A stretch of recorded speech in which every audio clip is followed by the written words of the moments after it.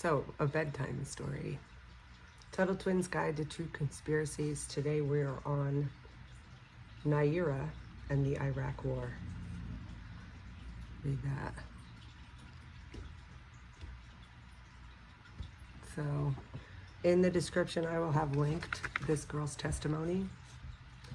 A 15-year-old's tearful testimony swayed a nation, but secrets lurked behind her words, igniting a war based on deception. This is such a good book. Get it, because it's got receipts. It was October 1990.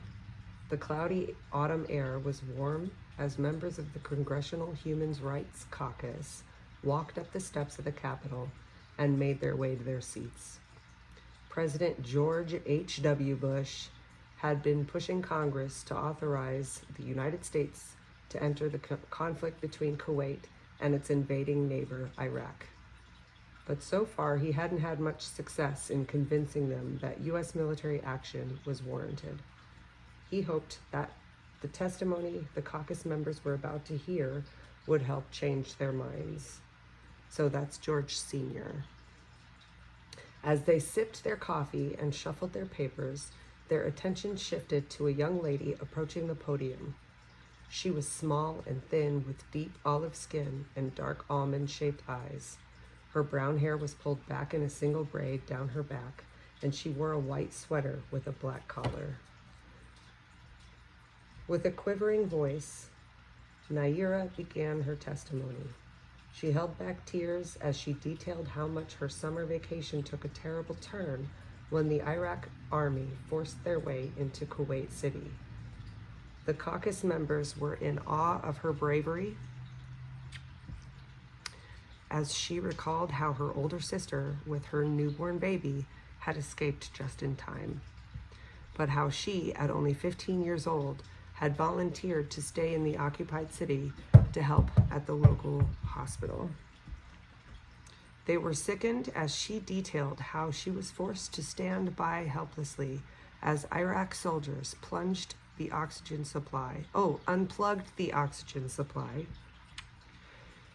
removed premature babies from their life-saving incubators, and callously left them on the cold floor to die. She explained that they then took the incubators and shipped them back to Iraq, leaving the ravished city without life-saving equipment. As she continued, the committee learned that her friends had been brutally tortured too. She and her family had to dodge gunfire and suffer physical and verbal abuse, often actually running for their lives as they fled Kuwait. Eventually, they made their way to the safety of the United States. News channels all across the country aired her testimony. Americans were deeply impacted by what they heard. Politicians, including President Bush, were outraged, citing Nayirah's testimony repeatedly in their calls for military action against Iraq. In August 1990, 2 months prior to the Nayirah's testimony, only 17% of Americans said that they supported U.S. involvement in the clash between Saddam Hussein's Iraq and Kuwait. Just 2 months after her testimony, nearly half of Americans thought the United States needed to act. And in January of 1991, Congress voted to authorize the deployment of American troops to fight against Iraq. The Senate passed their resolution by a margin of only 5 votes. 7 senators cited Nayirah's testimony as directly impacting their decision to vote in favor of going to war. Things aren't always what they seem. Nayirah's harrowing story was shared by human rights organizations and governments around the world. Her bravery was heralded far and wide. There was just one problem. Everything she said was a lie.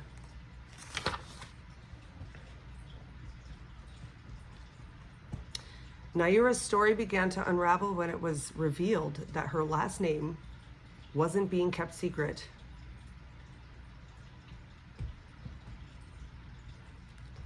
Nayirah's story began to unravel when it was revealed that her last name wasn't being kept secret to protect her from potential harm.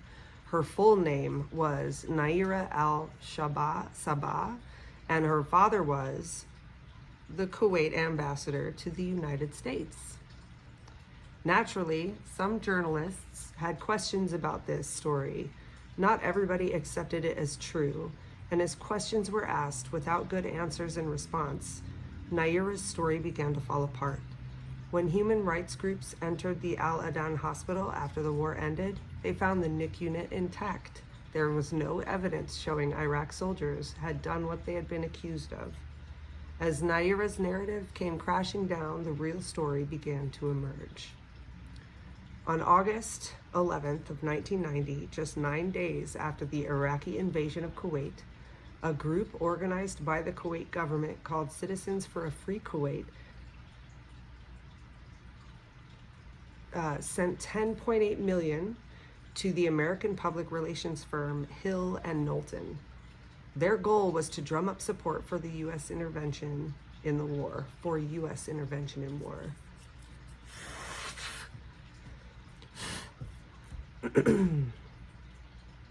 They knew they had a much better chance at ousting the occupying Iraqi army if the United States entered the fray.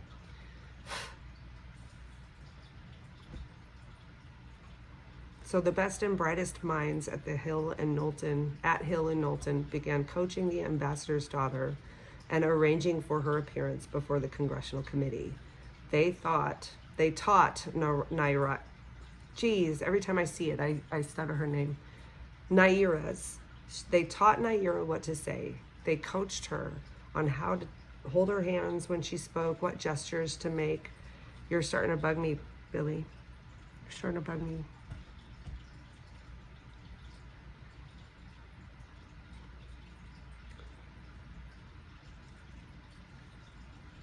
Sorry. I'm starting over. Nope. They coached her on how to hold her hands when she spoke, what gestures to make, when to cry, and when to speak with sternness, like an actress practicing for an important performance. Ooh, reminds me of Brett Cooper. Anyway, at least what's happened to the comment section. I'll leave that. I'm like, I'll cut it out. I'll just leave that. Love her. Nayirah spent countless hours practicing her lines and rehearsing her movements. When it was time for the show, her acting paid off. Her performance was very convincing. It is still unknown just how much President George H.W. Bush knew about Nayirah's true identity. What has been verified is that the Democratic Senator Tom Lantos, who chaired the Congressional Human Rights Caucus, knew who Nayirah was, but chose not to tell his fellow committee members. What is certain is that the president wanted Congress to authorize a war against Saddam Hussein, and he used Nayirah's testimony several times in speeches and meetings to drum up support for his cause. President Bush got his war, and a decade later, George W. Bush followed in his father's footsteps, once again sending U.S. soldiers to war with Iraq. Nayirah never spoke publicly again. She disappeared from the public eye just as quickly as she had appeared, and no one was ever held responsible for fabricating her $10 million tall tale, or the wars that followed because of it. Cui bono? Who stands to benefit? It is fair to say the people of Kuwait benefited by not having their country permanently annexed by Iraq. Saddam Hussein was a brutal dictator who oppressed his own people and sought to control the Kuwaiti people as well. The International Committee feared that failure to contain Hussein after the invasion of Iraq, of Kuwait would embolden him. I'll start that over. The International Committee feared that failure to contain Hussein after his invasion of Kuwait would embolden him, possibly even resulting in him invading other neighboring countries and causing a destabilization in the Middle East. But was it our fight to fight? And why did the United States choose this dictator and this conflict when examples of harsher rulers and acts of aggression are abundant all around the world?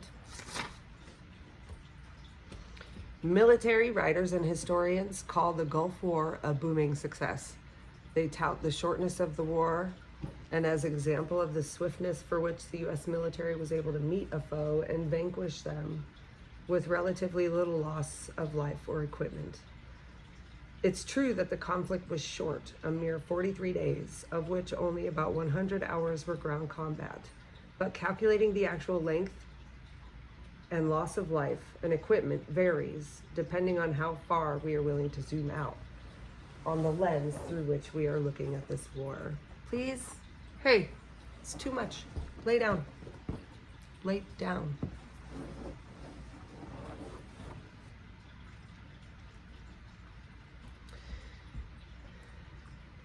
Military leaders cite the Gulf War was a turning point in U.S. warfighting. It was the first conflict in which all branches of service fought as a unified, centrally commanded force, and not as individual branch-specific operators. The lessons, they say, helped shape the U.S. military into a force that was able to respond to the events of 9/11 and the following decades of continuous warfighting in multiple theaters. They view the Gulf War as a live-fire training exercise that prepared the military for the types of battle they would see in coming years. But there were many who wondered if we would have avoided the prolonged and costly wars in the decades since if we had simply left Kuwait and its ally neighbors to fight a regional battle against a local aggressor. Surely they would have been able to remove Saddam to his proper borders within his own country and hold him there. How many Americans and allied lives have been lost in wars and conflicts committed to using the Gulf War as a template and as encouragement? In the years following Nayirah's testimony, the expansion of the U.S. military and its defense industry exploded to never-before-seen size and scope. In 2021, the United States spent more than $800 billion on defense. War has become a multi-billion-dollar industry, and many see the United States as having become hawkish, circling the globe for with an eye for conflicts to involve itself in. War, it seems, became a sort of business to be planned and managed by bureaucrats and politicians with an eye on their investment portfolios and their retirement accounts. The human cost of war has been practically ignored.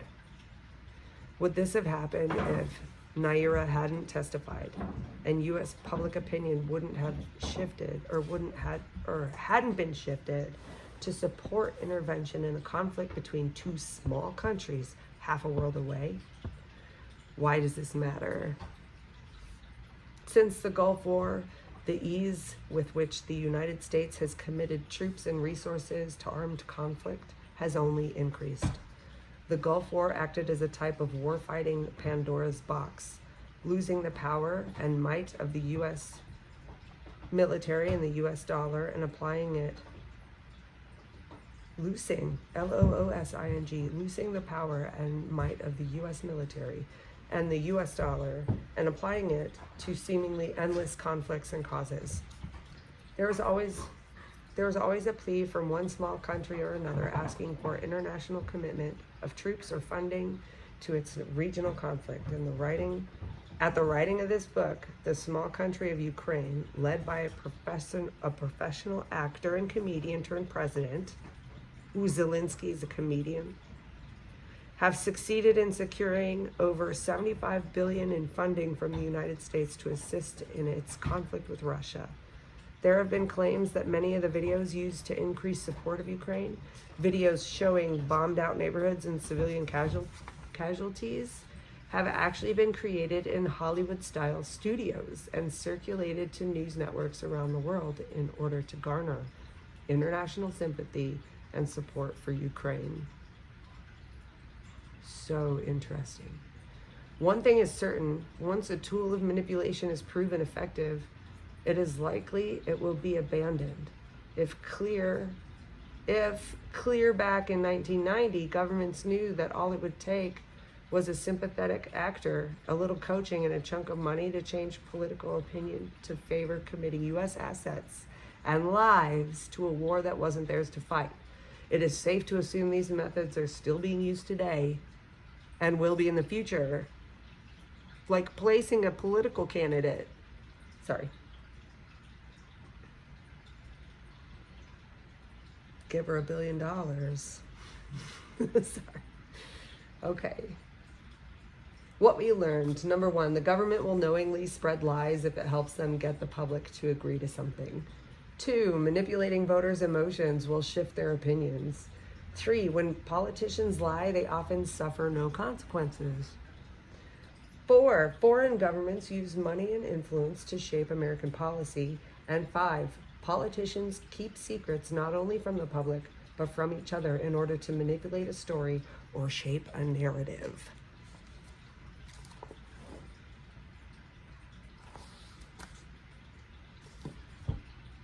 All right, I'll see you later.